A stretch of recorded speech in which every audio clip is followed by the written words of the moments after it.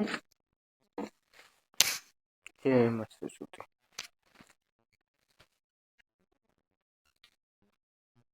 सुप्रभात दोस्तों, नमस्कार। आप सभी कैसे हैं?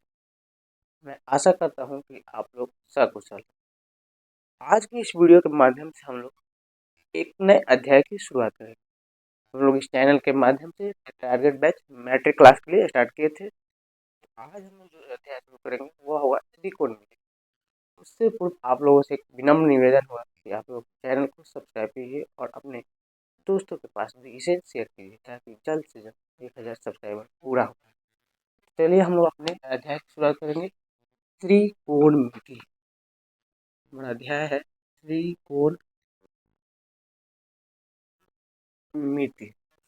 क्या है त्रिकोणमिति? अब इसका एक शाब्दिक रूप देखेंगे, शाब्दिक अर्थ देखेंगे। अगर त्रि का हम विस्तार करेंगे तो तीन होता है। कोण, जैसा कि आप सभी जानते होंगे, कोण कोण किसे कहते हैं ये जानते हैं आप? नहीं। तो जब दो रेखाएं या भुजाएं और इनके एक बिंदु पर मिलने से जो झुकाव बनता है, जब किसी दो रेखाएं या भुजाओं एक बिंदु पर मिलने से जो झुकाव बनता है उसे हम लोग कोण कहते हैं। यह मान लीजिए एक रेखा है ए ओ ओ ए और दूसरी रेखा है ओ बी, ठीक। इन दोनों का झुकाव कहाँ पर बन रहा है? ओ पर, क्योंकि दोनों ओ पर मिल रहे हैं और इनसे यह झुकाव बन रहा है जिसे हम मानते हैं थीटा। तो यह हुआ हमारा कोण, ठीक है। मिति मतलब होता है माप। ये हुआ त्रिकोणमिति का शाब्दिक रूप, शाब्दिक अर्थ, ठीक है। अब अगर इसके अंग्रेजी की हम लोग बात करें तो अंग्रेजी होता है ट्रिगोनोमेट्री, TRIGONOMETRY, ट्रिगोनोमेट्री। अर्थात त्रि से थ्री मेट्रो, मेट्रो मतलब मेट्रोन, जिसका अर्थ होता है माप। मेट्रोन से होता है माप। बचा हमारे पास गोन, यानी कि गोन, जिसका अर्थ होता है भुजा, ठीक। अब आप सोच रहे हैं कि इसका मतलब क्या हुआ। तो त्रिकोणमिति गणित की वैसी शाखा है, वैसा अध्याय है, वैसा विभाग है जिसके अंतर्गत हम किसी एक समकोण त्रिभुज, यह जो है ना त्रिकोणमिति, यह समकोण त्रिभुज में ही सिर्फ कार्य करेगा। यह समकोण त्रिभुज में ही कार्य करेगा जहाँ पर ए बी सी है। हम लोग क्या समझ रहे थे त्रिकोणमिति के परिभाषा। तो त्रिकोणमिति गणित की वैसी शाखा है, वैसा अध्याय है, वैसा विभाग है जिसके अंतर्गत हम लोग समकोण त्रिभुज में, जिसके अंतर्गत हम लोग समकोण त्रिभुज में उसके भुजाओं और कोण के आपसी संबंधों का अध्ययन करते हैं। अर्थात इसके माध्यम से, त्रिकोणमिति के माध्यम से हम या तो भुजाओं का माप ज्ञात कर सकते हैं या कोण का माप ज्ञात कर सकते हैं, ठीक है। तो हम लोग अपने अध्याय को ओर बढ़ेंगे।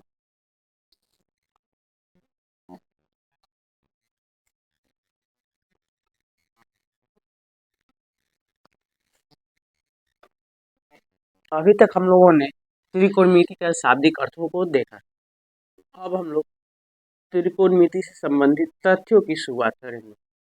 त्रिकोणमिति हम लोग जानते हैं, अभी मैंने बताया कि यह एक समकोण त्रिभुज होने पर ही यह कार्य करेगा, ठीक। यह हुआ हमारा समकोण त्रिभुज।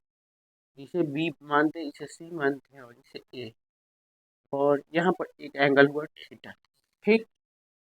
तो अब हमें पहले तो ये जानना होगा कि इसे लंब कहते हैं, किसे कर्ण कहते हैं, किसे आधार कहते हैं, ठीक है। तो हम यहाँ पर लिखते हैं लंब बराबर, ठीक। तो कोण के सामने की भुजा, कोण के सामने की भुजा क्या होती है? लंब। ब्रैकेट में होगा ए बी, ठीक है। से यहाँ पर थीटा कोण बना तो इसके सामने ए बी है। आधार जिस पर, जिस भुजा पर कोण का निर्माण, कोण का निर्माण हो। ठीक है, अब बच्चा हमारे पास कर्ण। तो कर्ण क्या होता है? समकोण त्रिभुज की सबसे बड़ी भुजा, यह होता है कर्ण। तो आधार हमारा क्या होगा? बी सी। आधार क्या होगा? B C. और कर्ण होगा ए सी।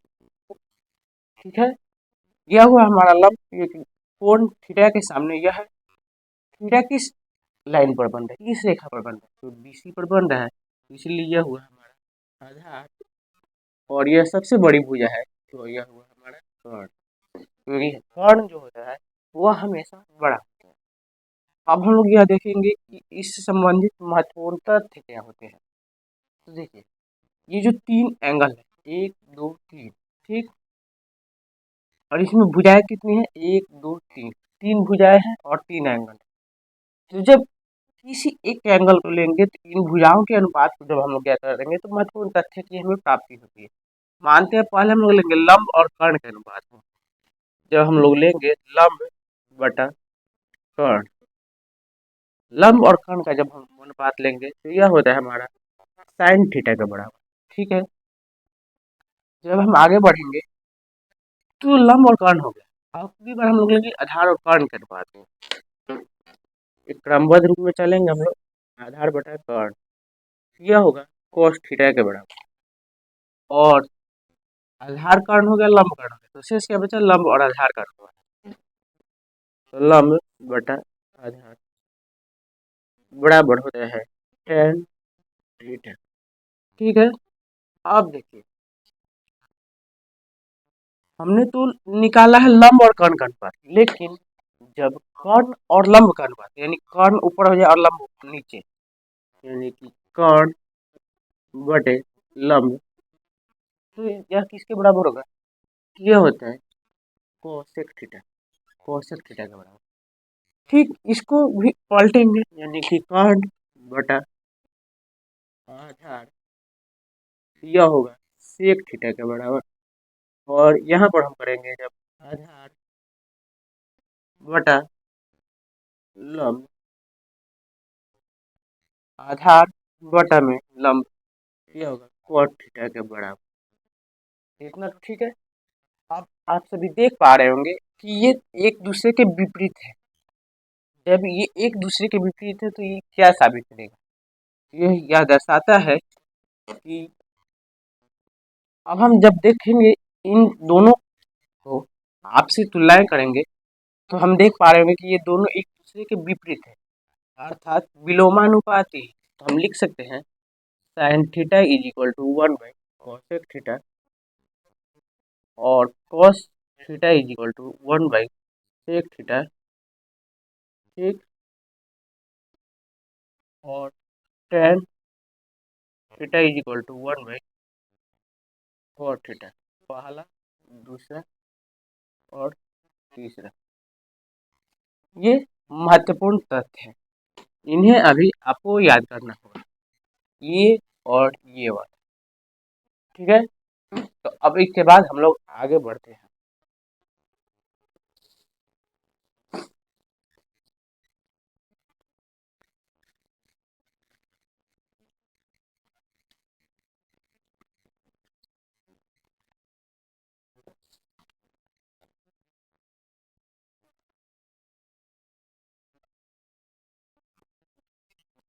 अभी जो मैंने आप लोगों को बताया त्रिकोणमितीय अनुपातों के बारे में, अर्थात इन भुजाओं के अनुपातों के संबंध के बारे में जो अभी बताया, उसे याद करने के दो महत्वपूर्ण ट्रिक है। ट्रिक क्या है? तो पहला है एल ए एल बटा के ए। आप कहिएगा कि इसका मतलब क्या हुआ? लाल बट्टा कक्का। तो जब हम इसके पहले अनुपात को लेंगे,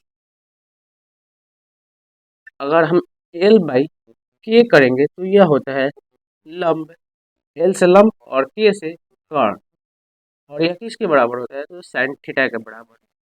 बस आपको यह याद करना होगा कि साइन थीटा है, उसके बाद कॉसेक थीटा, उसके बाद टेन थीटा। एल बटा के हुआ। जब दूसरे टर्म को लेंगे ए बाई के को, अगर हम ए बाई के को लेंगे तो यह होगा हमारा आधार बटा कर्ण, अर्थात कॉस कॉस थीटा।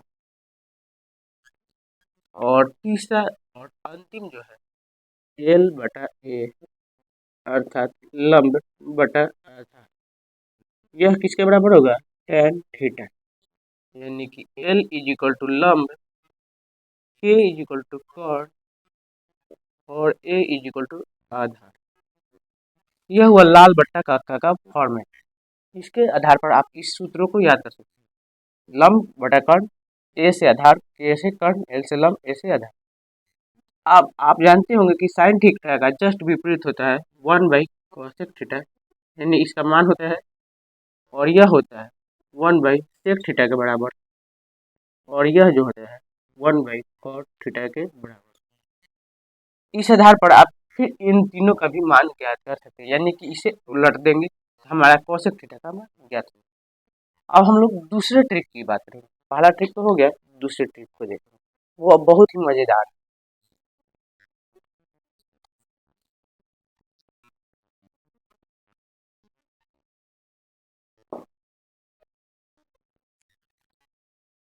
दूसरा ट्रिक हमारा है,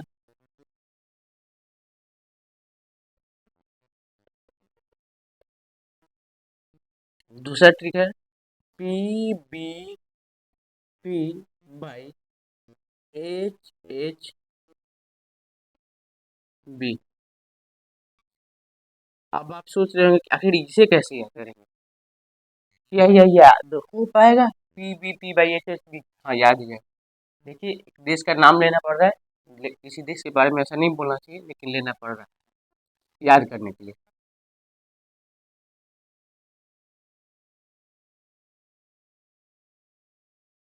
हिंदुस्तान हरा भरा, एच से हिंदुस्तान हरा भरा। ठीक, अगर इसे किसी और रूप में लेके देखें तो हम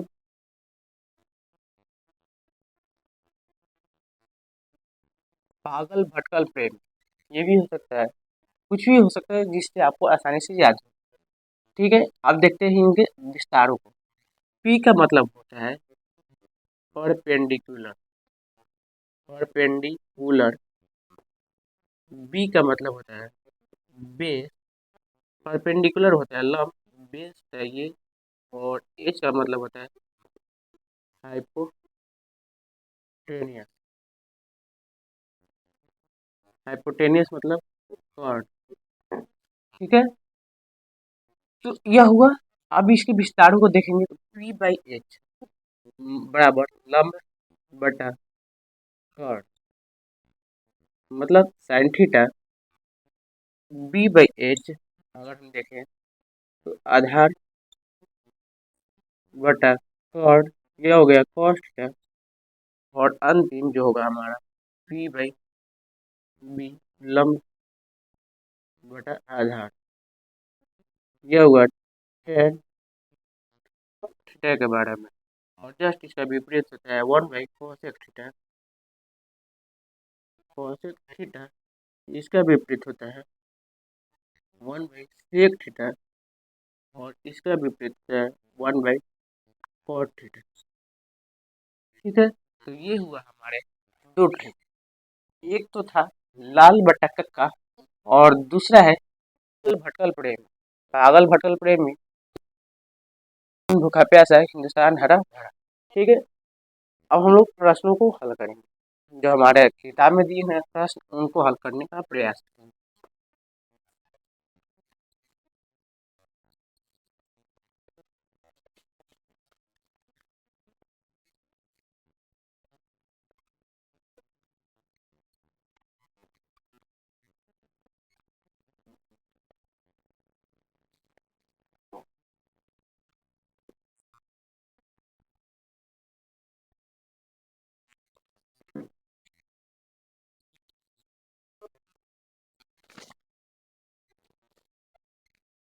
हम लोग देखेंगे प्रश्नावली 8.1।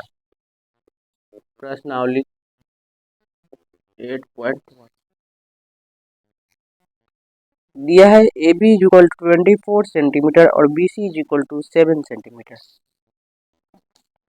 पहला प्रश्न है ए बी का मान यानी इसका मान 24 दिया है और बी सी का मान 7 दिया है, इसका मान 7 दिया है, अर्थात A B is equal to 24 centimetre और B C is equal to 7 centimetre. यह हमें ज्ञात नहीं, इसे कैसे ज्ञात करेंगे? एक फॉर्मूला होता है कॉर्ड इज इक्वल टू लंब का स्क्वायर प्लस आधार का स्क्वायर। ठीक उसी फॉर्मूला के यूज करते हुए हम इसे भी हल करेंगे। 24 स्क्वायर प्लस 7 का स्क्वायर, 24 से 576 प्लस 49, इन दोनों को जोड़ेंगे तो 625, अर्थात यह 25 के बराबर हमें प्राप्त होगा। ठीक, तो हमें प्रश्न क्या हल करना है? पहला दिया है साइन ए और कॉस ए का मान ज्ञात करने के लिए हमारे पास पहला प्रश्न दिया है जो वह है साइन ए और कॉस ए का मान ज्ञात करने के लिए sine A is equal to sine A का मान ज्ञात करना है। तो साइन ए का मान क्या होगा? ए एंगल है, इसमें एंगल क्या है? ए। हमने एंगल माना है सी को, हम यहाँ पर एंगल को मानेंगे, ये हमारा थीटा हुआ। अब इसके आधार पर जब हम देखेंगे तो हमारा लंब क्या होगा? यह हो जाएगा, लंब क्या होगा? यह होगा। क्यों? क्योंकि लंब की परिभाषा होती है वैसी भुजा जो कोण के एकदम सामने, वह लंब होगा। और साइन का मान क्या होता है? लंब बटा कर्ण, और कर्ण जो सबसे बड़ी भुजा होती है, अर्थात लंब हमारा हो गया बी सी बटा कर्ण हो गया ए सी। बी सी का मान 7 दिया है और ए सी का मान 25 दिया है, और इनकी जो यूनिट है इकाई है सीएम, इसे नहीं लिखेंगे क्योंकि ये अनुपातों में ये कट जाते हैं, तो इसलिए 7/25 कॉस ए, इसका मान होगा आधार बटा कर्ण। आधार हमारा होगा A B by A C. A B का मान कितना है? 24/25। दूसरा प्रश्न हम देखेंगे साइन सी। अब इसको माना है एंगल, तो इसके सामने जो भुजा होगी वह होगा लंब। तो लंब कौन होगा? हमारा ए बी बटा कर्ण ए सी। लंब का मान 24 और कर्ण का मान 25। और दूसरा जो है कॉस सी। कॉस सी, कॉस सी, तो सी का आधार यह बी सी और कर्ण ए सी, 7/25। ये हुआ हमारा आंसर। ठीक है, इसके बाद शेष जो भी प्रश्न है वह आसान है, उनको भी आप लोग निकाल सकते हैं। तो आज की इस वीडियो में इतना ही, पुनः मिलेंगे अगली वीडियो के साथ। धन्यवाद। जय, आपका दिन मंगल।